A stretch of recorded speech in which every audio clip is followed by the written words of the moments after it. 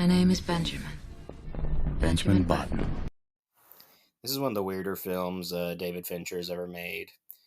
Because most of the time, if you look at him up, it will most likely pop up. First time will be some like Seven or Fight Club or Gone Girl.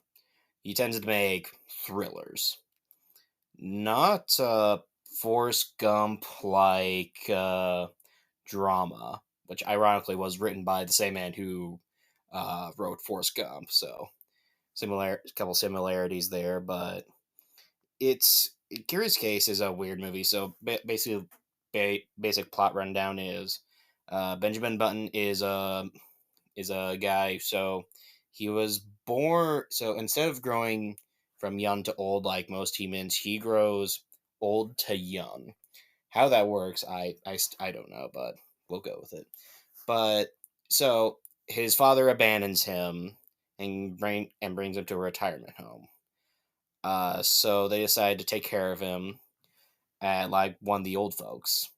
And I actually do like these segments of the film. It was just really interesting seeing how he grew up and like because he's essentially like he looks 80, but like in the film he looks like he as he's growing up he looks like he's about 80, but he's actually about 7, and what the film says. But I don't know. I just found those the more fascinating and entertaining bits of the film.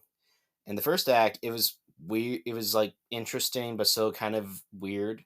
But then when they introduced Daisy, things got a little uncomfortable for me personally. It's not that it's an age gap romance. They're actually the same age technically, but the problem is when you have here's this guy who looks 80, here's this 5-year-old. Your mind with my mind, I was processing that, and it was just pretty creepy to me. But I digress. But anyway, that was kind of the side thing the first act does, but then he grows up to about 17. He decides to go out in the world, get a job. He works for, kind of like Forrest Gump, he works on a sailboat. Then he has a weird affair with a woman for about 10 minutes, then that's not really brought up ever again. Then World War II happens, so sailboats have to go to war, I guess. All the crew die except him. It was supposed to be. I felt that I was supposed to be more attached to the guys, but I just really couldn't really care less for them. And again, the film tries, but I just couldn't really get behind it.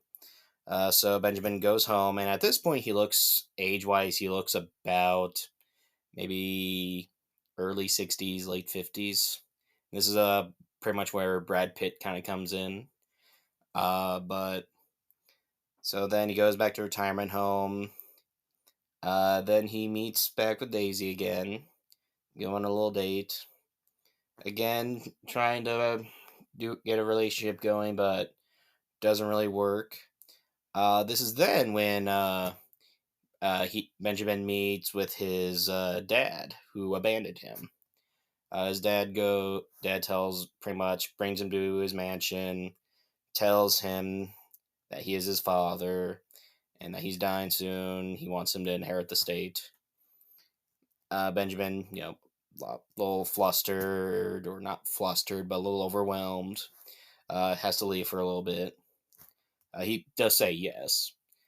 But in probably one of my favorite moments of the film, his dad had mentioned beach that he would go to relax, and and Benjamin Button brings his dad there in his final moments. I do like this part of the film.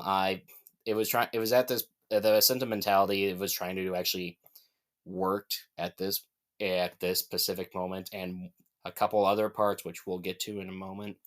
But this part was just sweet. But yeah, I like that part. Then a couple other time skips. He meets back with Daisy, and they do get into a romantic relationship. I actually, unlike the other Daisy parts, I actually really like these segments, and some of it has to do with they actually look the same age this time, so it didn't feel creepy at all. So they do, give romantic and all that fun jazz. Daisy gets pregnant. So actually, I forgot to mention this at the beginning. So a lot of this is narration from Daisy's daughter as she's reading this diary that Benjamin Button wrote for her. And at this moment, and well, also Daisy is also think about 90 and is pretty much on her deathbed. So yeah, that is a heck of a way to tell your daughter that, by the way, your father's not actually your father. It was actually this guy. Yeah, right in your deathbed. Gotta love that. So anyway, but then we get back to the main plot. Benjamin, obviously he gets worried because he's getting because the problem when he was younger was he was old and he was going through like arthritis, basically general old people stuff. But now the problem was now he's now that he's getting younger, he's starting to worry about what that's going to happen.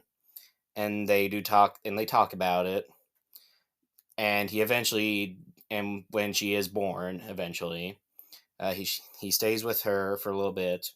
Then he decides he has to leave because, from what he tells Daisy, you cannot raise both of us. It is a pretty well done scene. I'll give the film that. But then then we don't really hear. Then not much happens after that. But then Daisy then runs into him when he looks like he's in his 20s. She's obviously 60s. He looks 20. They have a quick little affair thing, and then again, that part doesn't add too much other than Benjamin meeting his like teenage daughter for the first time. But then it cuts to about I think 5 years later, and Daisy, she's an older woman, she gets a phone call, and it's pretty much telling him we found Benjamin. He is not doing well. They put him in a retirement home. And when she goes to this retirement home, she finds Benjamin. She finds Benjamin Button, but looks like about 10-year-old kid who is now going through basically has Alzheimer's for disease. And this is and besides his scene with his father, this is also my favorite scene in the movie because it was just her pretty much taking care of him till his dying days. And the last scene of her holding him as a baby as he closes his eyes for the last time was like genuinely was like utterly fantastic. And that was pretty much the end of his arc. But now I'll go into a bit more depth on his daughter and Daisy when she's on her deathbed.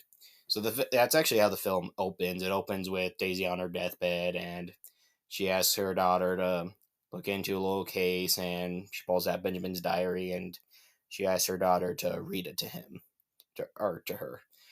She reads it, and that's where how the story is being told. Uh, so yeah, it was. I don't know how I feel about the story being told from that perspective. Parts, I think I don't know. I think they were trying to do what Forrest Gump did, but Forrest Gump kind of did it a little bit better. But again, this comes from someone who didn't necessarily care for Forrest Gump, so I think.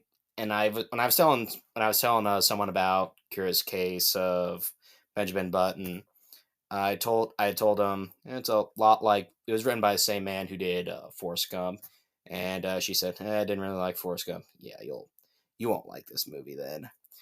And yeah, I'd say a lot of your enjoyment for this movie will stem from the fact of did you like Forrest Gump? The answer is yes, you might like it, but the problem with this movie is it is almost 3 hours. Yeah, Unfortunately, for almost a large majority of it, I did have to pull my phone out just for some entertainment for something, and it was just weird. It's one of the most frustrating films I've watched in a while because the film does a lot right that I really, really loved. At the same time, though, it had a lot of. It's one of the more bizarre films I've seen, and it's not in like a being John Malkovich where it's like a fascinating weird you just can't help but to get sucked into. This is an unintentional weird, like almost in the realm of so bad it's good.